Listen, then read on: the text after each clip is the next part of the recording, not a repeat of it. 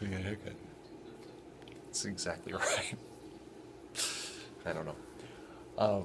I was mentioning outside that I'd given the information about what we're doing, what your treatment plan is to the folks I've met at Duke's Neurology Center, and basically detailing everything to this point about everything here at Dr. DiMartino's, and send them links and send them about what we're talking about with meditation, a little bit about with golf, and without getting into it too deeply, just the idea that we're trying to explore a different approach.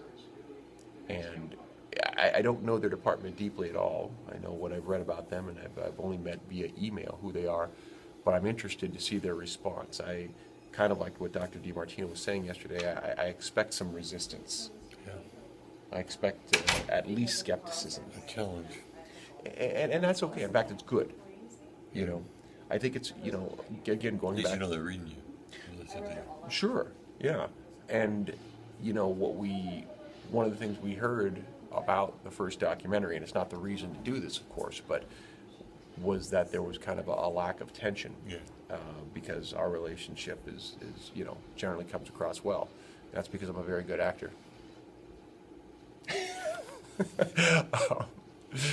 But now, that we are for sure shoving a stick in the hornet's nest a little bit by what we're doing here. Yeah. We see that on a micro level with Mom, that it's not that she doesn't agree with it, but she's more questioning about what we're doing. And then on a larger level, where if this stuff is true, if it works, in other words, it threatens an awful lot of industry. Yeah, there's a lot of money involved in the status quo. This is, I believe, the biggest industry in the world when you talk about, especially pharmaceuticals, right? Isn't that the number one moneymaker in the world? I don't know, but it's a lot. Yeah. Well, you think about it. You remember the movie The Matrix? Yes. It's a fitting metaphor because in that film, the machines had basically found humans inefficient, except to generate energy. It's all they had left, because in the last ditch effort to get the machines to stop running things when they had run amok, humans drowned out the sun. They put whatever kind of toxic cloud up so that it covered the sun, which made it so that these solar-based machines would eventually die out. Well, machines were savvy enough to counter that by starting to harvest human beings and basically turn them into batteries. So, in a different way, what is happening here is humans are kind of being, this is a very skeptical or perhaps cynical idea on my part, but they are being harvested. We are being harvested by certain industries for our health and our money. And I think that was something that Dr. DiMartino was touching on yesterday, to say that, if certain medical entities exist due to people being sick, from a business standpoint, it makes sense to keep them sick, or at least at a certain level of sick, so they have to keep coming. Dependence. Yeah, there's no money in cures. No. I mean, that's what he was saying, Yeah. bottom line. Yeah. And so I think that's well, first of all, what are your thoughts about that? I hate to be that cynical, but the evidence is pretty convincing. I just don't know an awful lot, and I probably won't take the time to learn an awful lot. It's not. It should be of interest to me, but it's not that compelling. I'm learning a lot, in the process we're going through.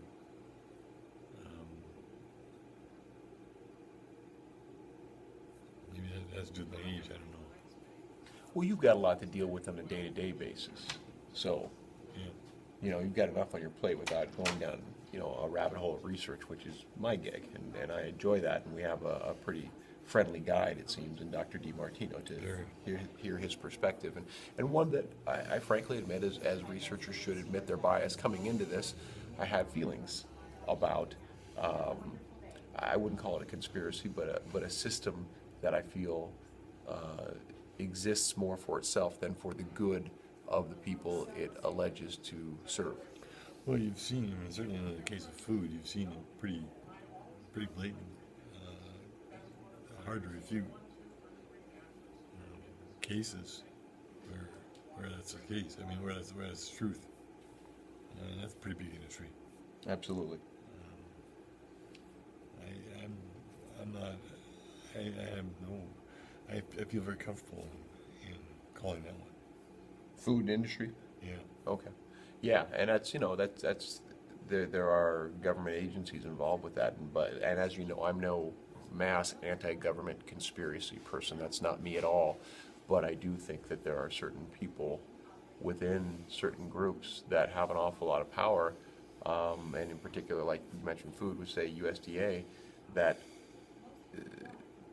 just aren't. They don't have the best interest. It's very clear.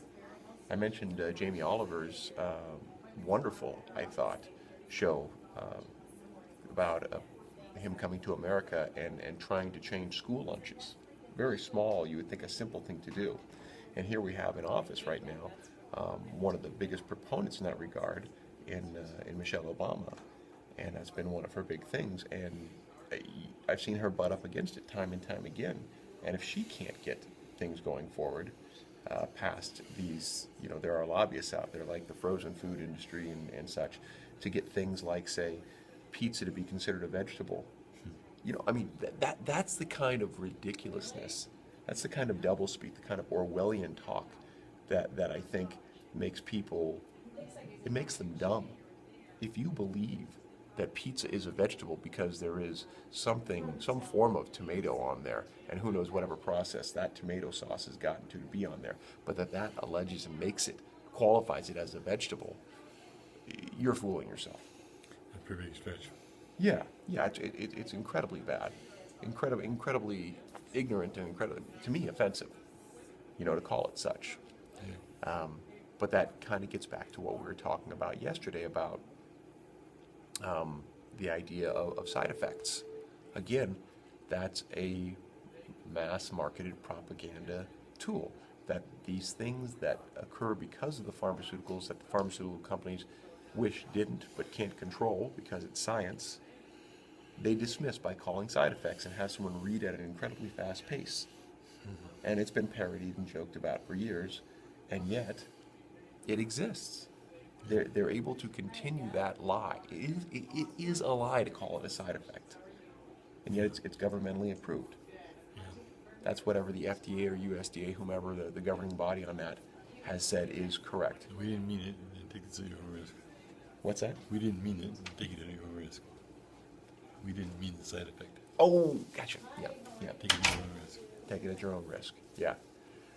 You may or may not have. Yeah, but again, it's like one of those fine print things. And you've seen them go after, like, well, take the credit card example, right? I mean, those pages and pages of rules and regulation things, I mean, finally have recently gotten around to some governmental change on that to say it's not reasonable to expect someone to read all of that and understand it. Mind-numbing. Yeah, it's the same with clicking the I accept button on various things.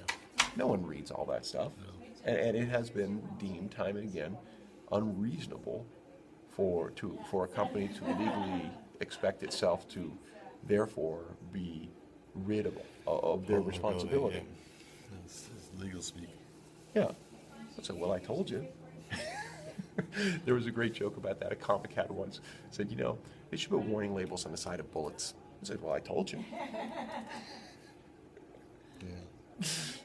It's there. It's right there on the bullet. So, I know, like I say, we're heading down, I think, an interesting path, and we're going to be questioning people, and not with, again, the intention of just starting stuff to start stuff, but we've got a very tangible thing going on here. You've got Parkinson's. There are people who say they're after a cure. It's questionable as to whether or not they are. I think it's a reasonable question because, as we posited, there's no money in a cure. There's money in medicine, in pharmaceuticals. Yeah. There's money in making you a junkie. You have to be hooked on their stuff. I mean, it's drug dealing at an extremely high level. If they develop a cure and you don't have it anymore, they've lost a customer. If they develop something that manages, but you have to constantly buy it, even if, oh, well, your insurance covers it, doesn't matter. We're all paying for that still, Yeah, too, yeah. you know? Yeah, it's not coming out of the air. No. We're developing, developing a problem and then developing a cure that costs, or not a cure, but a management strategy that if you don't get, you will get sick. As opposed to just, it's like we're causing problems almost intentionally, and as by we I mean certain entities, for the opportunity to develop a management strategy that can be a new monetary stream. I think some people want, for instance, pollution. There's big money in pollution. You know what I mean? By the thing you have to take because of what pollution caused. So it doesn't outwardly do well to come out and say I'm for pollution, but am I going too far? I don't think so. Oh, okay. I just want to make sure. If you're afraid someone's going to come and knock on our door. Well, that's possible. That's okay. We'll see what happens. Like Who Killed Roger Rabbit? The tire, what was it, the tire industry, Yeah. and the auto industry, and the gas industry. Have you rewatched that one recently? No. Yeah, It's that- Bob Hoskins' idea. Yeah, he died recently. I think that'd be a good one to revisit because I liked it, but I think there was a lot more to it than I got at the time I saw it. Yeah, it was pretty splashy. Yeah. So, what do you think about our work with Zen Master Tom? Well, I don't know what is it going to entail. It sounded like what he was saying was this is about teaching you how to breathe and develop a consciousness about that breath. And it's really, I think that's the foundation. That the simplicity of doing that, it'll do a lot. And nicely, I think it fits in with what Dr. DiMartino, the same thing, is preaching. Just because it's simple doesn't mean it is highly effective. Oh, gosh, no. And we have thousands of years of practitioners to back this up. The I tend monks to and be a others. shallow breather. But not a shallow person. But the Parkinson's affects that too, doesn't it, in terms of being a shallow breather? I think it does. So it's like we have to train you to do something that we're normally set to do. I mean, I remember as a kid, thinking about breathing was one thing that used to scare me because then I had to think about breathing for a while. Yeah. Or it's like I wouldn't do it. Yeah. So it'd be like whenever I do, I'd be like, oh shoot! Now for the next minute, I gotta keep thinking about it, and then I eventually get to something else. I get off it, but I'd be like, I notice in Dr. DiMartino pointed out when he does this thing, after a few minutes, I get very deep breathing. I was gonna say I'm gonna maybe focus more, at least put the second camera on that today because I think the same thing happens. There's a relaxation that happens. You settle in, and again that's blood flow. Diaphragmatic, exactly. Breathing deep enough. And, when you think about what that does, it's the same reason why, first responders don't really blow air in anymore. When they're just pushing, all they're doing is pushing blood up into your brain. That's all they're doing. They're trying to get flow, I mean, your lungs obviously do play a part in that. But if that's what meditation does in some ways too, that conscious breathing, by being very slow in how you push it, it pushes the blood up into the brain. It causes more flow, more blood in the brain, more activity. That's what we're after. Yeah. And that you sustain that over a period of time, you do get sort of a buzz from it. Yeah, I tried doing a little breathing last night, and to breathe out twice as long as breathe in is hard. It's an exercise. Yeah. And Takes some concentration. that's it. And so that's the practice. And the practice of subtracting all else except for that, in today's society more than ever is difficult because we make a point, it seems, of entertaining ourselves all the time, or people would like to entertain us, and I'm with it. I tend to entertain myself a lot with various electronic media or whatever. So we have to really force ourselves to remember how to breathe. Yeah. I know it seems like a ridiculous thing to a lot of people. Go, I'm breathing. Yeah, well, are you? To what extent? I think the thing that needs to say we need to remember is that there are variations of breathing. Yeah, definitely, definitely. All breathing is not the same. And that breathing can have a profound effect, the manner in which we breathe. So how often will we see him? Well, it sounds like next Wednesday we'll go in, and then we'll see after that. He does have that Zen-like way of saying things, but there's some open space. And when he got up, it was just like, I'm gone. And he kind of went, floated away. So I'm a big fan of that stuff, so I will help interpret. What was his prayer? Yeah, Musician. that's right. Woodwind musician, which is all breath oriented. Yeah. He said he worked with Sammy Davis and Frank Sinatra. Yeah. Pretty big names. And I was interested in that accident he had too. You know, Brooklyn? no, it was out here where he got rear-ended. Oh, accident. That's an accent. Yeah. Oh, the accident. Yeah, Jersey, I think.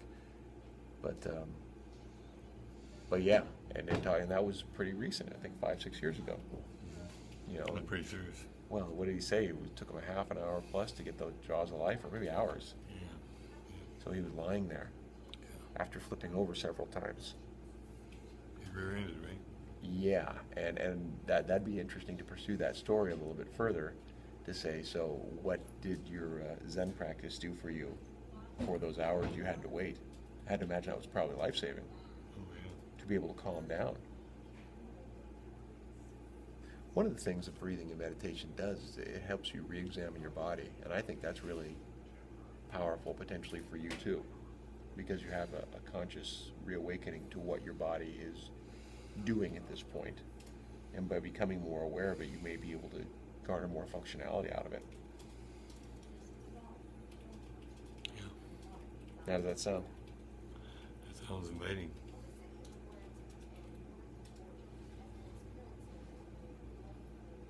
It's the whole thing with the what was the term he used? I always forget. It's I can't say it right.